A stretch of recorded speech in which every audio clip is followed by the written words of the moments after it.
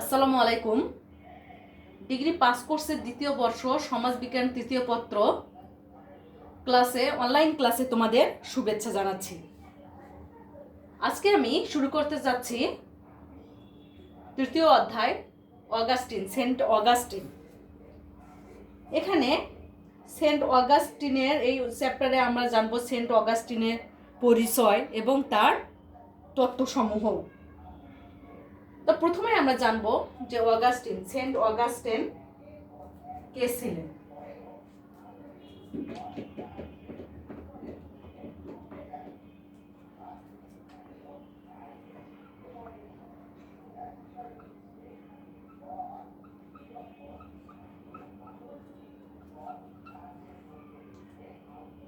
Saint Augustine যে রাষ্ট্রচিন্তার ইতিহাসে বিশেষ করে মধ্যযুগে সেন্ট অগাস্টিন একটা খুব উজ্জ্বল নাম।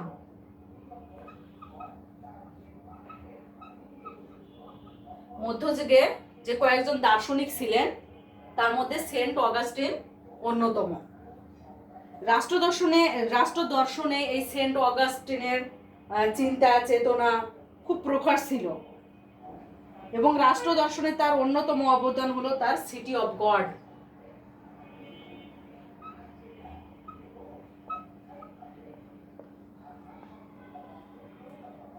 তার সিটি অফ গড এই সিটি অফ গড হচ্ছে সেন্ট অগাস্টিনের বিখ্যাত গ্রন্থ। মূলত এই গ্রন্থের মাঝেই কিন্তু সেন্ট অগাস্টিন হচ্ছে অমর হয়ে আছে। এই বিখ্যাত গ্রন্থই সেন্ট অগাস্টিনকে অমর করে দিয়েছে।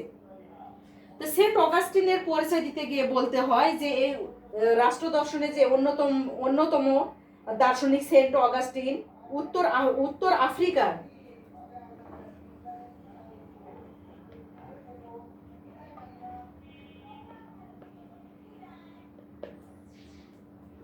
আফ্রিকার ট্যাগাস্টি নামক শহরে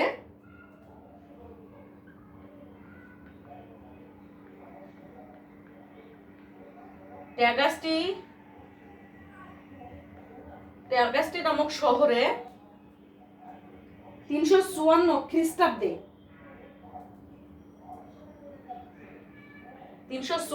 খ্রিস্টাব্দে এক সম্ভ্রান্ত পরিবারে জন্মগ্রহণ করেন। সেন্ট অগাস্টিনের বাবা ছিলেন প্যাগান এবং মাতা খ্রিস্টান, অর্থাৎ তার পিতা খ্রিস্টান ধর্মে বিশ্বাসী ছিলেন না, কিন্তু মাতা ছিলেন খ্রিস্ট ধর্মে বিশ্বাসী। এ থেকে বোঝা যায় যে তার পিতা মাতা দুজনে ছিলেন দুটি পৃথক ধর্মের। তার পিতা ছিলেন রোমের অন্তর্গত একটি প্রদেশের প্রশাসক। এই সেন্ট অগাস্টিনের বাল্যকাল সম্পর্কে তেমন কিছুই জানা যায়নি, তবে তার যেটুকু জানা যায় যে তার বাল্যকালটা সেন্ট অগাস্টিন ছিলেন দুরন্ত এবং চঞ্চল। যেহেতু অগাস্টিনের পিতা রোমের অন্তর্গত একটি প্রদেশের প্রশাসক ছিলেন, সুতরাং এজন্য তিনি ছোটবেলা থেকে পড়ালেখা করার জন্য অনেক সুযোগ সুবিধা পেতেন। তিনি তার পিতার নিকট থেকে শিক্ষা জীবন শেষ করেন। তার যে দার্শনিক চিন্তাধারা, এগুলো আলোচনা করলে তার এই শিক্ষার পরিমাপটা বোঝা যায়। প্রথম জীবনে সেন্ট অগাস্টিন তার পিতার ধর্ম প্যাগানবাদে বিশ্বাসী ছিলেন। এই ধর্মমত ম্যানিকিয়ানিজম নামে পরিচিত ছিল। কিছুদিন পর সেন্ট অগাস্টিন এই ধর্ম পরিত্যাগ করে এবং নব্য প্লেটোবাদের এই ধর্মটা পরিত্যাগ করে নব্য প্লেটোবাদের দীক্ষা নেন।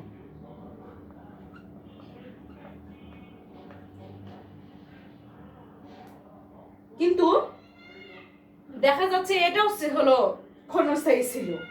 অবশেষে 387 সালে তিনি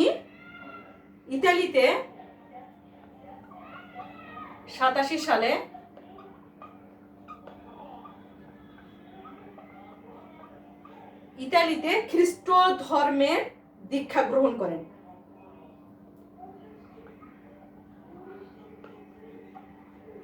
পরিশেষে তার ধর্মটা দাঁড়ায় খ্রিস্টান।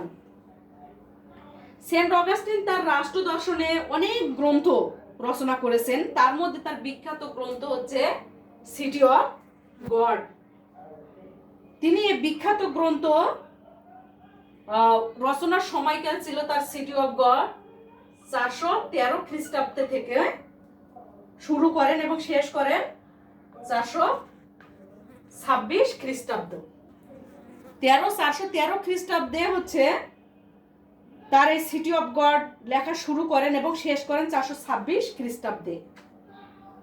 এই সিটি অফ গড 22 খণ্ডে রচনা করা হয়েছিল। অগাস্টিনের আরো অনেক গ্রন্থ রয়েছে, তার মধ্যে কনফেশনস একটি গ্রন্থ। এটি মূলত একটি স্মৃতিমূলক গ্রন্থ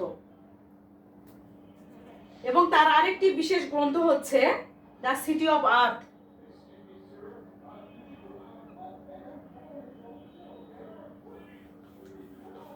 তার আরেকটি গ্রন্থ হচ্ছে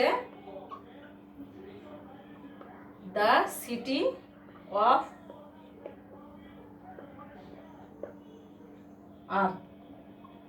এটিও সেন্ট অগাস্টিনের প্রকাশিত গ্রন্থ। তো রাষ্ট্র দর্শনের এই চিন্তাবিদ, এই মহাদার্শনিক 430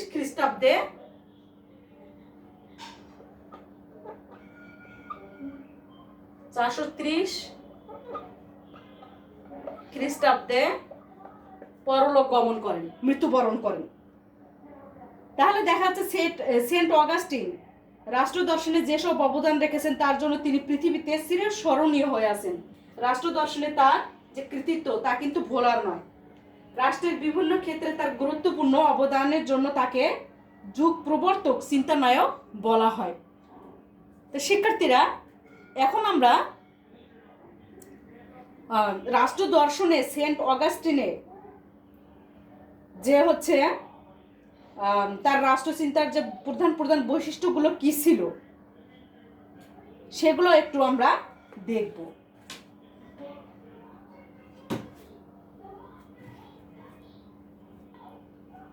সেন্ট অগাস্টিনের রাষ্ট্র দর্শন সম্পর্কে আলোচনা করো বা রাষ্ট্রচিন্তায় সেন্ট অগাস্টিনের অবদান তুলে ধরো। রাজনৈতিক চিন্তা জগতে সেন্ট অগাস্টিন এক বিশিষ্ট স্থান দখল করে আছে। তার রাষ্ট্র দর্শনের বিভিন্ন দিকগুলো হচ্ছে খ্রিস্টীয় সমাজ ব্যবস্থার প্রচার,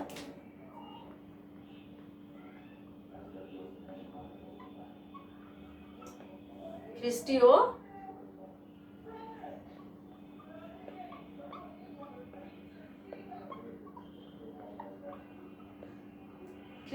সমাজ ব্যবস্থার প্রচার। রাষ্ট্র দর্শনের সেন্ট অগাস্টিনের বিশেষ অবদান ছিল সর্বজনীন খ্রিস্টান সমাজ ব্যবস্থার প্রসার। খ্রিস্টীয় ধর্ম প্রসারে সেন্ট অগাস্টিন কিন্তু গুরুত্বপূর্ণ ভূমিকা রেখেছিলেন। ফলে তখন এই সমাজ ব্যবস্থার ব্যাপক একটা প্রসারতা লাভ করে। রোম সাম্রাজ্যের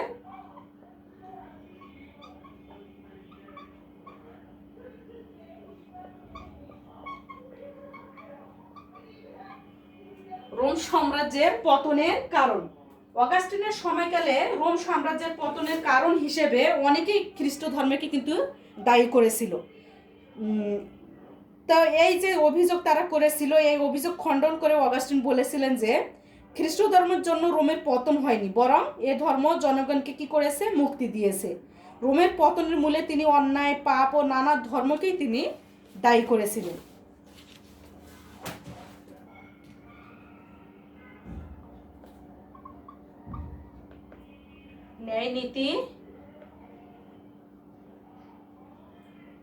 ন্যায়নীতি তত্ত্বের ধারণা। সেন্ট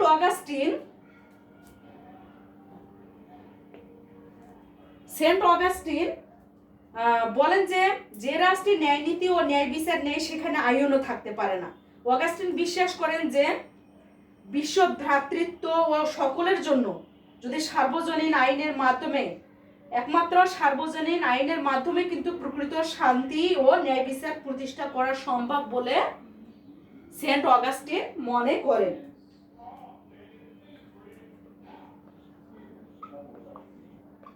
চার্চ ও রাষ্ট্রের সম্পর্ক।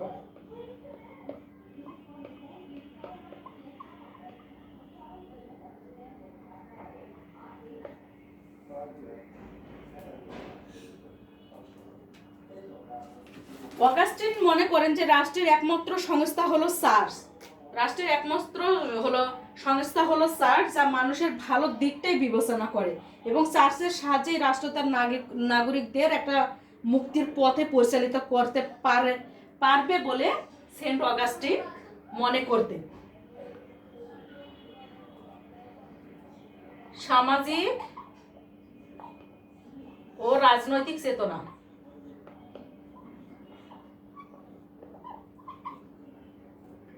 সামাজিক ও রাজনৈতিক অঙ্গনে সেন্ট অগাস্টিন ছিলেন একজন, তেমন কোনো তার উৎসাহ ছিল না। দাসপ্রথা সম্পর্কে সেন্ট অগাস্টিন বলেছেন যে দাসত্ব মানুষের জন্য পাপ ও তার অধঃপতনের ফল। এটা হচ্ছে ঈশ্বর কর্তৃক একটা শাস্তি। অগাস্টিন প্রয়োজনের অতিরিক্ত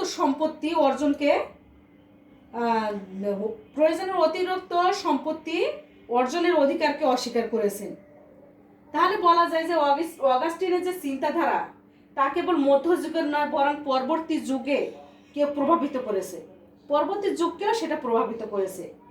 মধ্যযুগে অনেক চিন্তাবিদ তার বক্তব্যের সাথে একমত হয়েছে, এজন্য তাকে যুগ প্রবর্তক, চিন্তানায়ক হিসেবে অভিহিত করা হয়।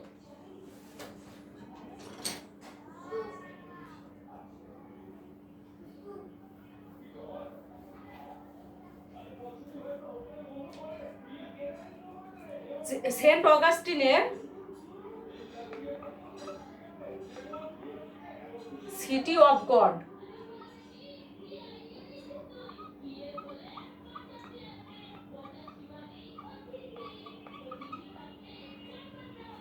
সিটি অফ গড সম্পর্কে বা সিটি অফ গডের মূল বক্তব্য। সিটি অফ গড গ্রন্থে তাৎপর্য।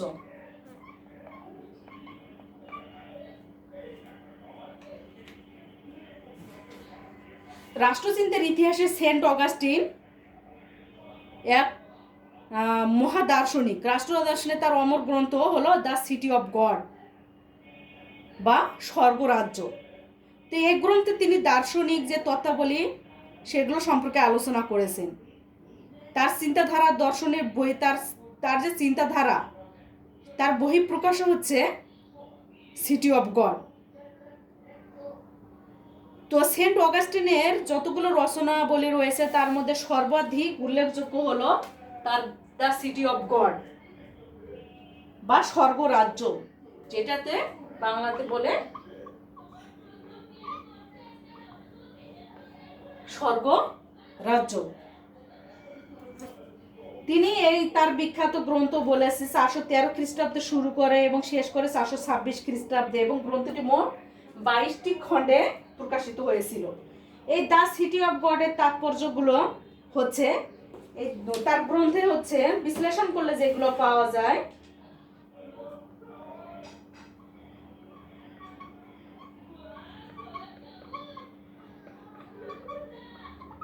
তার সিটি অফ গডকে ঐক্যের প্রতীক বলা হয়, কারণ 5ম শতকে যে সমস্ত গ্রন্থ রচিত হয়েছিল তাদের মধ্যে তার সিটি অফ গড এই গ্রন্থটির মর্যাদা ও তাৎপর্য ছিল সবার ঊর্ধ্বে।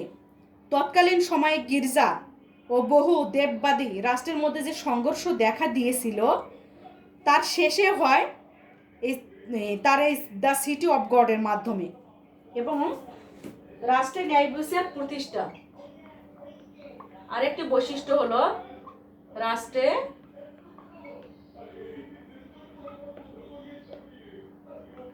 ন্যায় বিচার। অগাস্টিন তার সিটি অফ গড গ্রন্থের মাধ্যমে রাষ্ট্রীয় জীবনে শান্তি শৃঙ্খলার পাশাপাশি কি করেছিল, ন্যায় বিচার প্রতিষ্ঠার উপর গুরুত্ব প্রদান করেছিলেন। তার দ্য সিটি অফ গড গ্রন্থে তিনি বিভিন্ন ক্ষেত্রে ন্যায় বিচারের কথা তুলে ধরেছেন।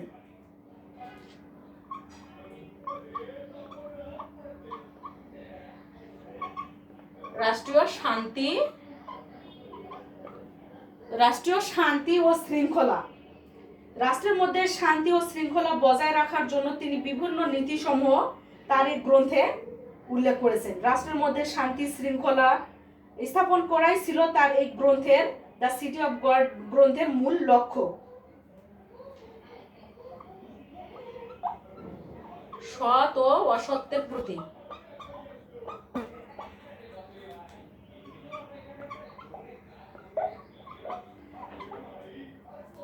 দ্য সিটি অফ গড গ্রন্থটি ছিল সৎ ও অসত্যের প্রতীক, এবং এই গ্রন্থের মাধ্যমে তিনি রাষ্ট্রীয় জীবনে অসত্য এবং অন্যায়ের উপর সৎ বা ন্যায় বিচার প্রতিষ্ঠার একটা চেষ্টা করেছিলেন।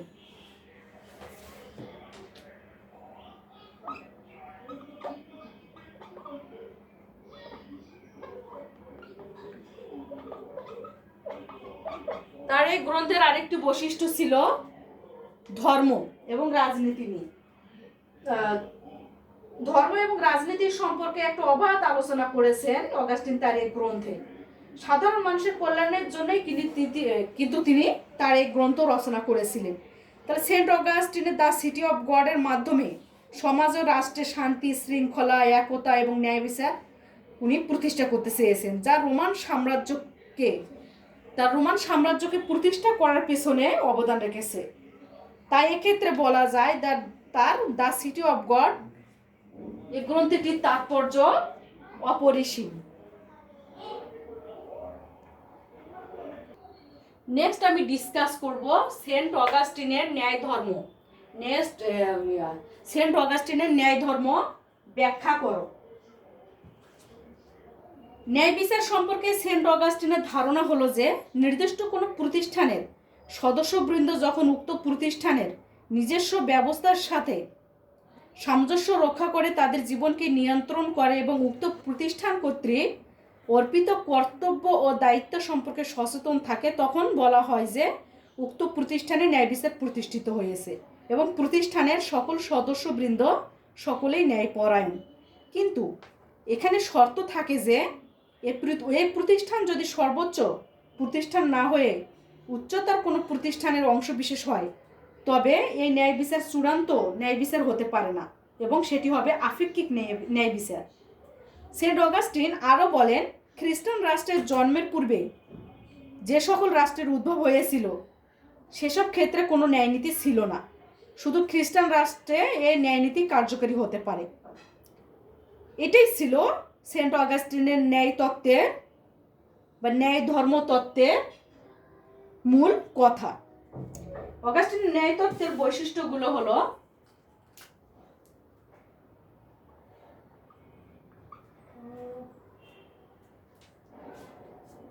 রাষ্ট্র সর্বোচ্চ সংস্থান,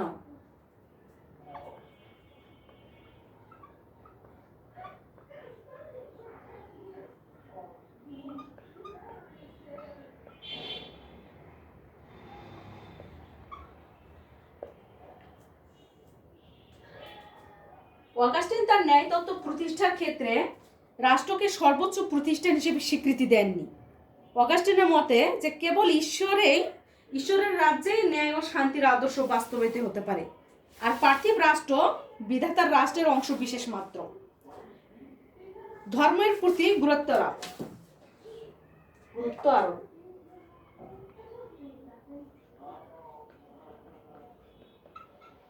ধর্মের প্রতি গুরুত্ব। অগাস্টিন তার ন্যায় তত্ত্বে খ্রিস্ট ধর্মের প্রতি অধিক গুরুত্ব আরোপ করেছেন। তার মধ্যে তার মতে যে খ্রিস্ট ধর্মই একমাত্র ধর্ম যাতে মানব মুক্তি ও প্রকৃত ন্যায় বিচার নিহিত। তিনি বলেন এই ধর্মই মানব মুক্তির একমাত্র পথ।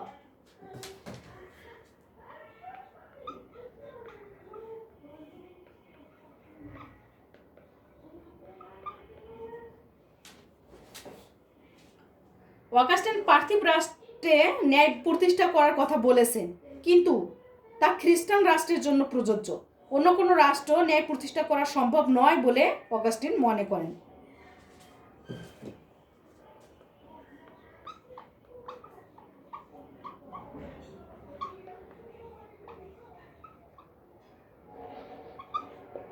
রাষ্ট্রের আশ্রয়। অগাস্টিন ন্যায় প্রতিষ্ঠার জন্য রাষ্ট্রের আশ্রয় গ্রহণ করেন। অগাস্টিনের মতে কেবল বিধাতার রাষ্ট্রে ন্যায় প্রতিষ্ঠা সম্ভব, পার্থিব রাষ্ট্রে এটা সম্ভব নয়। এবং আরেকটি বৈশিষ্ট্যের কথা বলেছেন উনি, স্রষ্টার কৃপা। পার্থিব রাষ্ট্রকে অগাস্টিন আদমের পাপের ফল বলে আখ্যায়িত করেন। তিনি মনে করেন যে এর সৃষ্টি মূলত পাপের প্রায়শ্চিত্তের জন্য, কিন্তু পার্থিব রাষ্ট্রে আংশিক বিচার প্রতিষ্ঠার জন্য স্রষ্টার কৃপা আবশ্যক। এটাই ছিল সেন্ট অগাস্টিনের ন্যায় তত্ত্বের মূল কথা। পরিশেষে বলা যায় যে সেন্ট অগাস্টিন তার ন্যায় তত্ত্বে প্রকৃত ন্যায় বিচার ও শান্তি প্রতিষ্ঠার বাণী তুলে ধরেছেন। অধ্যাপক ডানিং বলেছেন যে অগাস্টিন তার ন্যায় বিচার তত্ত্বের জন্য বিশ্বে স্মরণীয় হয়ে আছেন। তাই এক্ষেত্রে তিনি প্রশংসা দাবিদারও বটে। সেন্ট অগাস্টিনের দুই রাষ্ট্রতত্ত্ব। তাহলে সেন্ট অগাস্টিনের দুই রাষ্ট্রতত্ত্ব কি, বা হলো সেন্ট অগাস্টিনের দুই রাষ্ট্রতত্ত্বের ধারণা। অগাস্টিন তার রাষ্ট্র দর্শনে রাষ্ট্র সম্পর্কে বলেন যে রাষ্ট্র হলো পাপের একটা শাস্তি স্বরূপ, অর্থাৎ মানুষ নানা প্রকার পাপ কাজে লিপ্ত এবং অহংকার ও স্বার্থপরতায় মগ্ন ছিল।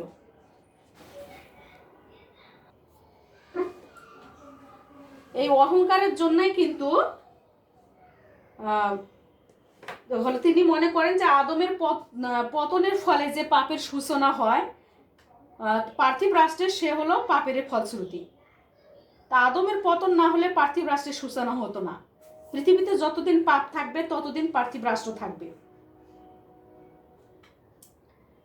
তো হচ্ছে তাহলে রাষ্ট্র সম্পর্কে অগাস্টিনের যে ধারণাটা ছিল, বলছিল যে যে মানুষ যেহেতু পাপ কাজে লিপ্ত এবং অহংকার এবং স্বার্থপরতায় মগ্ন, তাই এর শাস্তি স্বরূপ রাষ্ট্রের আবির্ভাব ঘটেছে। অগাস্টিন তার দুই রাষ্ট্রতত্ত্বে দুটি রাষ্ট্রের কথা বলেছেন। একটি হচ্ছে পার্থিব রাষ্ট্র এবং আরেকটি বিধাতার রাষ্ট্র। দুই রাষ্ট্র বলতে একটা হচ্ছে পার্থিব রাষ্ট্র এবং আরেকটি হচ্ছে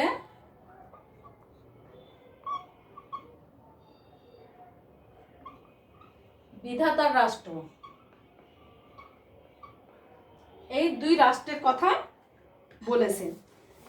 পার্থিব রাষ্ট্রে যেটা বলেছেন, যেহেতু মানুষ হলো অহংকার এবং স্বার্থপরতার উপর প্রতিষ্ঠিত, এবং অগাস্টিন মনে করেন যে আদমের পতনের ফলেই যেহেতু এই পার্থিব রাষ্ট্রের সূচনা হয়েছে, আদম যদি পাপ না করতো তাহলে আদমের পতন না হলে কিন্তু এই পার্থিব রাষ্ট্র সূচনা হতো না। পৃথিবীতে যতদিন পাপ থাকবে ততদিন পার্থিব রাষ্ট্র থাকবে। পাপের শাস্তি এবং প্রায়শ্চিত্ত বিধানের জন্যই পার্থিব রাষ্ট্র। তাহলে অগাস্টিনের মতে যে পার্থিব রাষ্ট্র অহংকার, স্বার্থপরতা, নিশ্চয়তা এবং হিংসায় ভরপুর। তাই অগাস্টিন পার্থিব রাষ্ট্র সম্পর্কে বলেছেন এরকম রাষ্ট্রের লোকেরা কখনো প্রকৃত সুখ শান্তি লাভ করতে পারে না। আর বিধাতার রাষ্ট্রে বলতে অগাস্টিন বুঝিয়েছেন যে বিধাতার রাষ্ট্র মানুষের আত্মার প্রতিনিধিত্ব করে, অর্থাৎ এ রাষ্ট্রের সদস্যবৃন্দ বিনয় ও নম্রতার প্রতীক। তারা সকলেই দেব প্রেমে অভিষিক্ত, সকলেই এই ভিন্ন প্রেমে হচ্ছে রাষ্ট্রের মূল ভিত্তি। এবং এই যে হলো প্রেমটা, সেটা হচ্ছে সার্বজনীন এবং স্বর্গীয় রাষ্ট্র।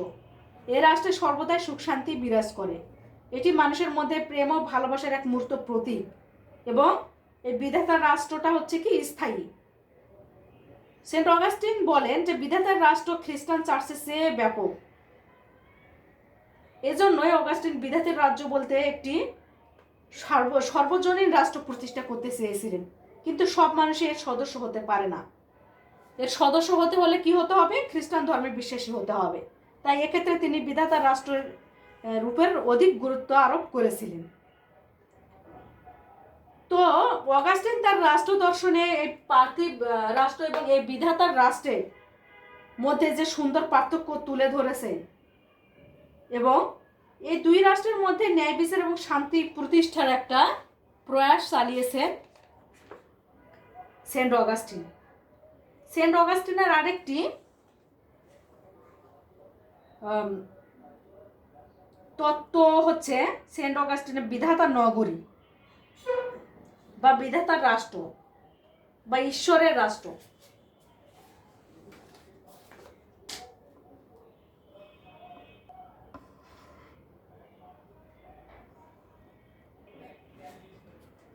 সেন্ট অগাস্টিনের বিধাতার নগরী বা বিধাতার রাষ্ট্র বা ঈশ্বরের রাষ্ট্র কি, তো বা ঐশীনগর।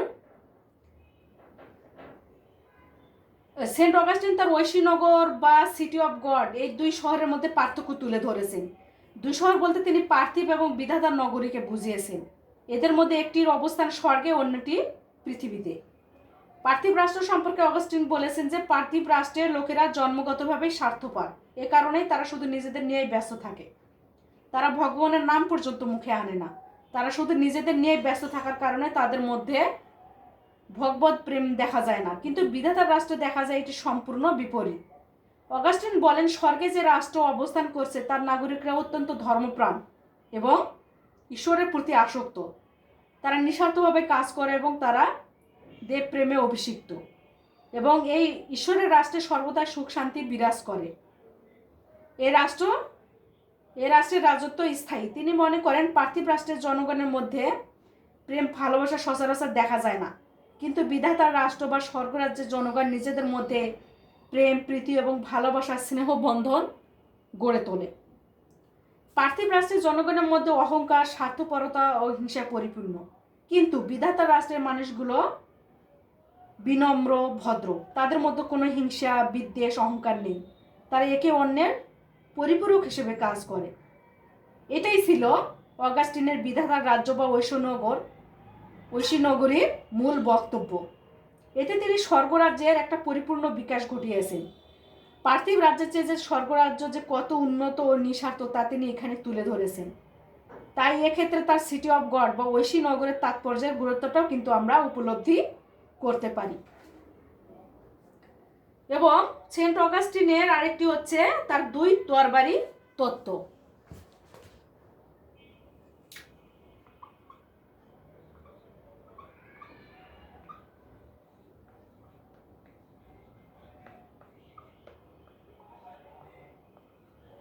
তার দুই তরবারি থিওরি। তাহলে সেন্ট অগাস্টিনের দুই তরবারি তত্ত্ব কি? সেন্ট অগাস্টিনের দর্শনের মধ্যে দুই তরবারি তত্ত্ব অত্যন্ত একটা আলোড়ন সৃষ্টি করেছিল। অগাস্টিন বলেন যে মানুষের দ্বৈত সত্তার ভিত্তিতে রাষ্ট্রের দুইটার উপর রয়েছে, একটা পার্থিব রাষ্ট্র আর একটা দৈব রাষ্ট্র বা ঈশ্বরের রাষ্ট্র। এবং পার্থিব রাষ্ট্রের নিয়মকানুন একরকম, আবার দৈব রাষ্ট্রের নিয়ম নীতি অন্যরকম। এই দুই রাষ্ট্রের দুই নীতিকেই তিনি মূলত তরবারি তত্ত্ব বলে অভিহিত করেছেন।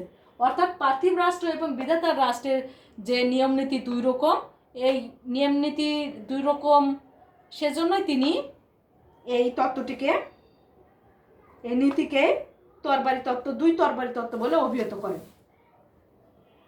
এই তত্ত্বটিকে দুই তরবারি তত্ত্ব বলার অন্যতম প্রধান কারণ হলো যে প্রাচীন যুগে খ্রিস্টান যাজকদের বিশ্বাস ছিল পার্থিব এবং আধ্যাত্মিক উভয় ক্ষমতার উৎসই হচ্ছে স্রষ্টা, এবং তিনি ক্ষমতা এবং কর্তৃত্বে প্রতীক স্বরূপ একটি তরবারি সম্রাটকে আর একখানি তরবারি দিয়েছেন পোপকে। এই তরবারি দ্বারা সম্রাট কর্তৃত্ব করবেন মানুষের বাহ্যিক বা পার্থিব জীবনের উপর, এবং মানুষের আত্মার উপর কর্তৃত্ব করবেন পোপ। তো হচ্ছে প্রাচীন যুগের যাজকদের মানে তারা করতো যে এই দুই ক্ষমতায় হচ্ছে সবকিছুই হলো ঈশ্বরের উপর। তিনি হচ্ছে ক্ষমতার কর্তৃত্ব স্বরূপ দুটো তরবারি দিয়েছেন, একটা হচ্ছে সম্রাটকে আর একটি পোপকে, এবং এ দ্বারাই তারা কি করবে, শাসন করবে। তো এই তত্ত্বের ব্যাখ্যা দিতে গিয়ে প্রথম পোপ গ্যালাসিয়াস বলেন যে বিভিন্ন ধর্ম সংক্রান্ত ব্যাপারে সম্রাট যাজকের অধীনস্থ থাকবে, তবে এ ব্যাপারে তিনি শিখতে পারবেন কিন্তু শিক্ষা দিতে পারবেন না। পোপ বলেছিলেন, প্রথম পোপ গ্যালাসিয়াস, যে বিভিন্ন ধর্ম সংক্রান্ত ব্যাপারে সম্রাট কি করবে, যাজকের বা পোপের অধীনস্থ থাকবে। তিনি শিখতে পারবে কিন্তু পোপের উপর কোনো কথা বলতে পারবে না, অর্থাৎ শিক্ষা দিতে পারবেন না। এক্ষেত্রে তিনি পার্থিব লোকদের চেয়ে গির্জার লোকদেরকে অধিক গুরুত্ব দিয়েছেন, কারণ তাদেরকে রাষ্ট্র পরিচালনার ক্ষেত্রে স্রষ্টার নিকট জবাবদিহি করতে হয়। আর এটাই ছিল মূলত দুই তরবারি তত্ত্বের মূল কথা। তো আমরা বলতে পারি যে সেন্ট অগাস্টিনের দুই তরবারি তত্ত্বের মূল মানে যেটা বলা যায় সারমর্মটা, যে মধ্যযুগের একটি গুরুত্বপূর্ণ বৈশিষ্ট্য হলো তার দুই তরবারি তত্ত্ব। এই তত্ত্বকে কেন্দ্র করে মূলত গোটা মধ্যযুগ আবর্তিত হয়েছে। তাই বলা যায় যে মধ্যযুগের দর্শনের ইতিহাসে দুই তরবারি তত্ত্বের গুরুত্ব অত্যধিক। পার্থিব ও অপার্থিব জগৎকে কেন্দ্র করে মূলত এই দুই তরবারি তত্ত্বের উৎপত্তি হয়েছে। শিক্ষার্থীরা, সেন্ট অগাস্টিন এই চ্যাপ্টার থেকে আমরা পুরাটা শেষ করতে পারলাম না, আরো কিছু আলোচনা থেকেই গেল। তো আমরা নেক্সট ক্লাসে সেগুলো ডিসকাস করব। শিক্ষার্থীরা, আজকে এ পর্যন্তই। আল্লাহ হাফিজ।